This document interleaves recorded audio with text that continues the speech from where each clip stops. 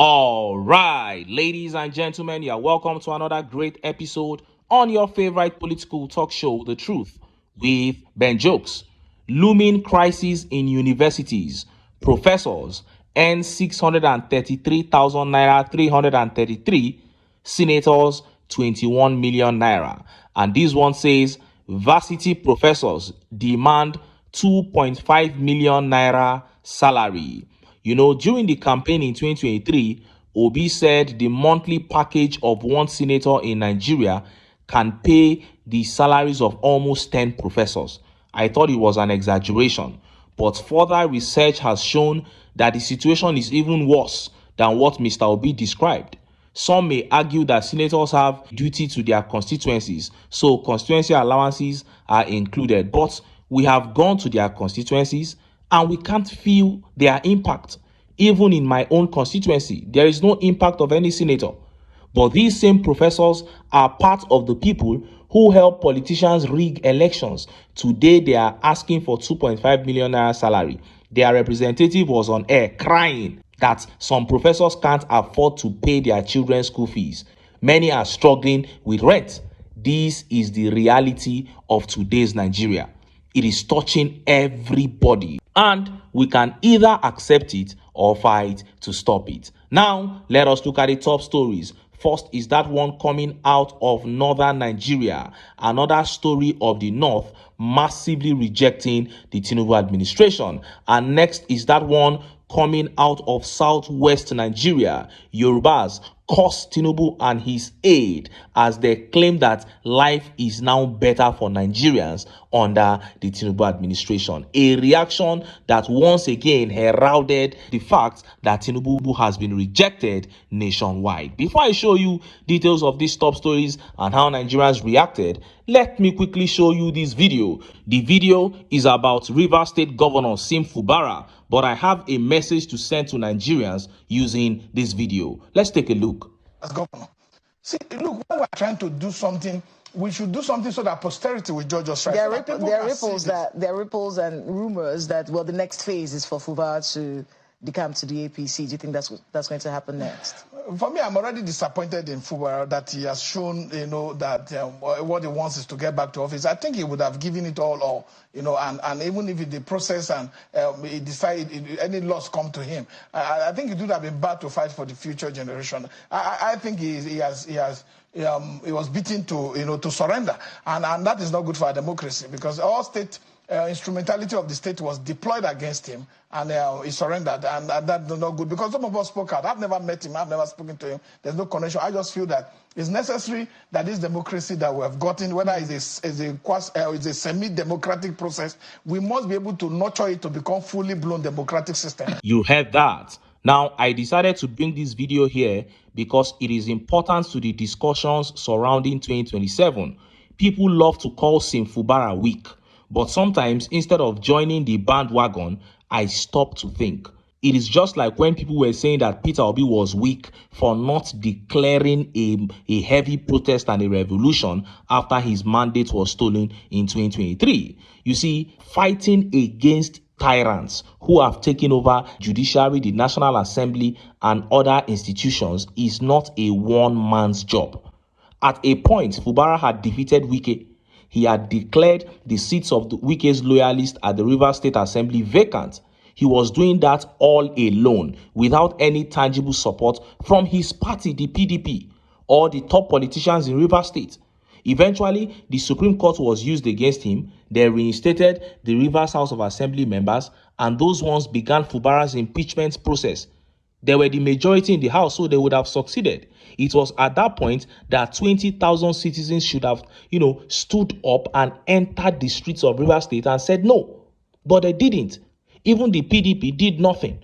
But the speaker stood firm behind Fubara. That was the only man that stood. And you saw the difference that made. Where was Peter Odili? Where was Amechi? Where were the kings? Then boom, Tinubu declared a state of emergency and replaced a democratically elected governor with a sole administrator. At that point, if 25,000 Rivers citizens had gone out to reject it, if they had flooded the streets, that sole administrator wouldn't have resumed. But what did we see? Just some women rejecting it. The women did a good job though, because they were consistent for 2 weeks protesting against it. But that was not enough. And before we knew it, Wike went and paid some other women. They collected money and began to counter the protest that they love the sole administrator. So the fight against a tyrant, like I said, is not for one person to do. Somebody who has captured the judiciary and National Assembly. It is the people that will rise. That was how Abia voters claimed victory for Alex Oti. They stood together. To change this country, Nigerians must be prepared to rise against the ruling class in defense of any man that they believe in. If not, the status quo will maintain. This is not a fight for Peter Obi, neither is it a fight for Dele Farotimi or Yusuf Dati. It is a fight for every Nigerian that is sick and tired of the decay in our system. If we will stick together and say no, then we can make a change. But if we don't, the status quo will maintain. Point blank, period. Now, let us look at the top stories. First is that one coming out of northern Nigeria, another story of mass rejection of Tinubu. And next is that update from the southwest. Yorubas cursed Tinubu and his aide after they said life has become easier under the Tinubu administration. Let's start by taking that update from northern Nigeria. Look at how the papers reported it. Former governor of Jigawa State and chieftain of the People's Democratic Party, PDP, Sule Lamido, said no right-thinking person in the north would vote for Tinubu in the coming 2027 presidential election. Lamido stated this while speaking at a meeting of the PDP expanded caucus held in Dutse, Jigawa State. He said for years, the North and Nigerians have been suffering from the bad APC leadership, including poverty, insecurity, and hardship. Mr. Lamido accused APC administrations of inflicting hardship, deceit, and betrayal on Nigerians. We want people not to entrust him. They refuse to listen and are now paying the consequences of their actions. It is quite unfortunate for any northerner to support Tinubu's re-election bid, despite the position he is holding, minister, governor, House of Representatives, among others. I don't think a right-thinking person from the north will support Tinubu's re-election bid again in the coming 2027 election, he said.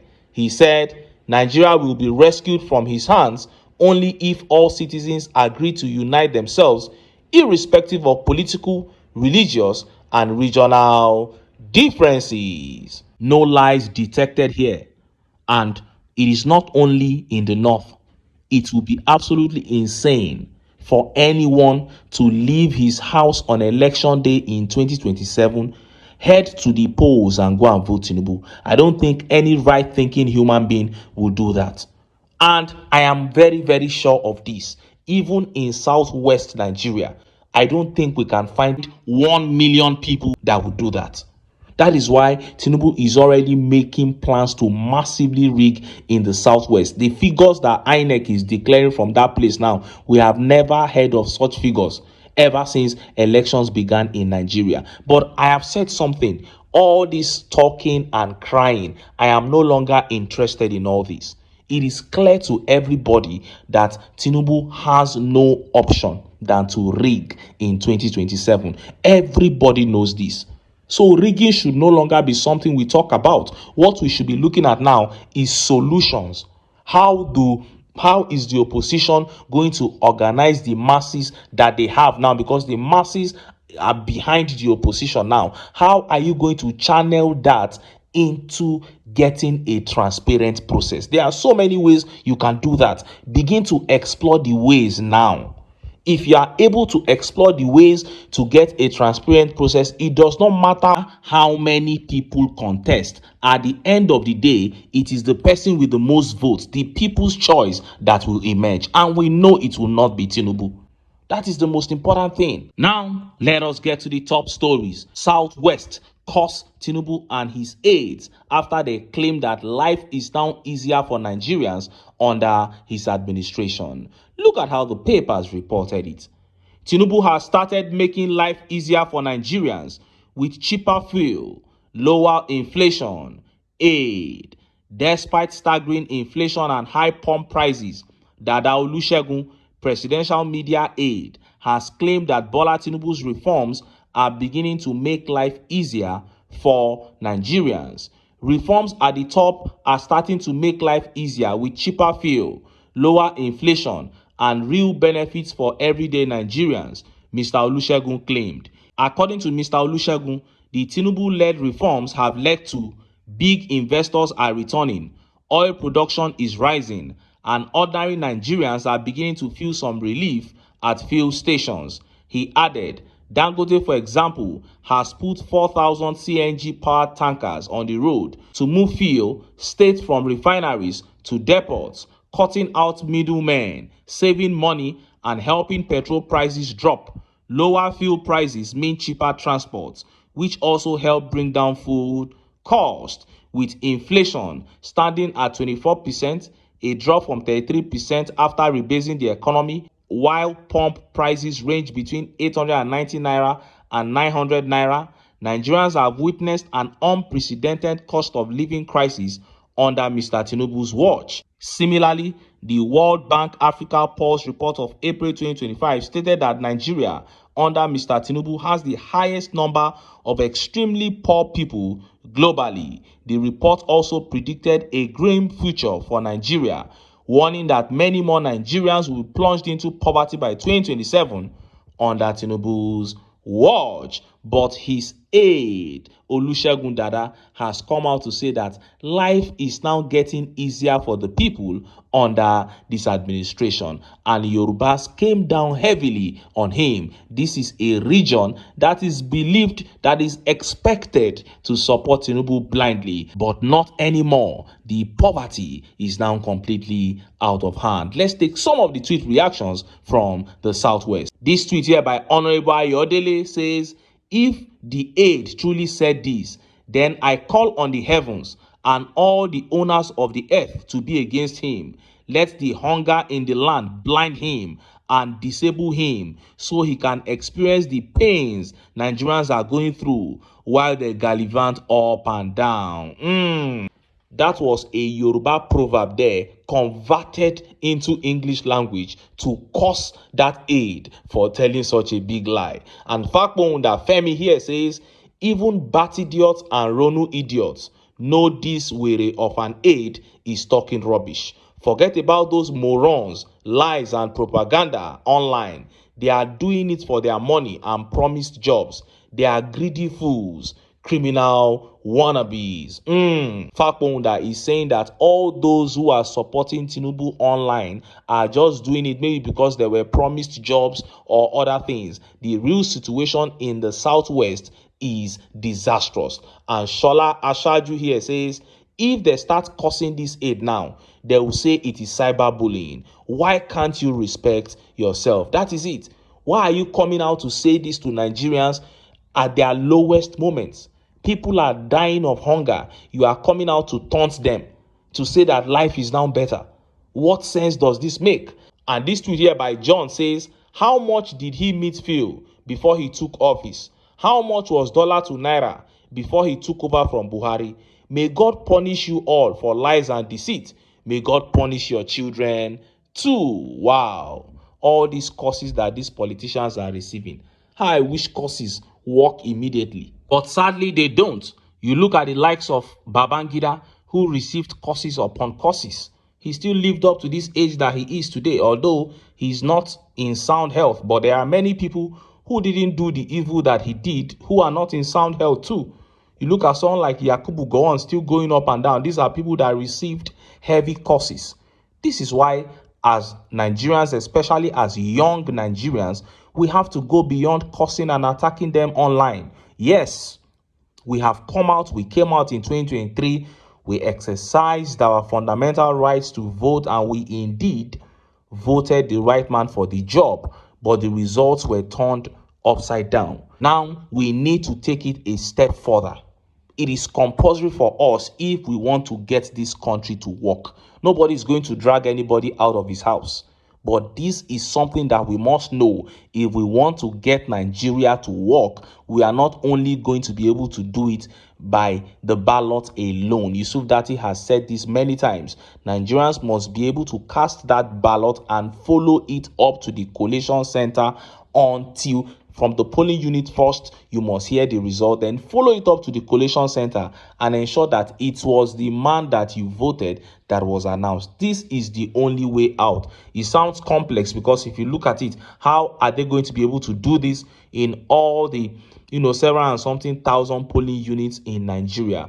But it is one of the ways that we can get the man that we elected to be announced and win back this country. There are other ways, like the transfer of election results from the polling unit to the IREF. These are the things that the opposition needs to push if they are actually serious about taking this country from the APC. Anyway, make I leave am here, make I still enter town, make I go get some ogbonge political news wey una go like. Why? Because of una na I dey here. So don't go away.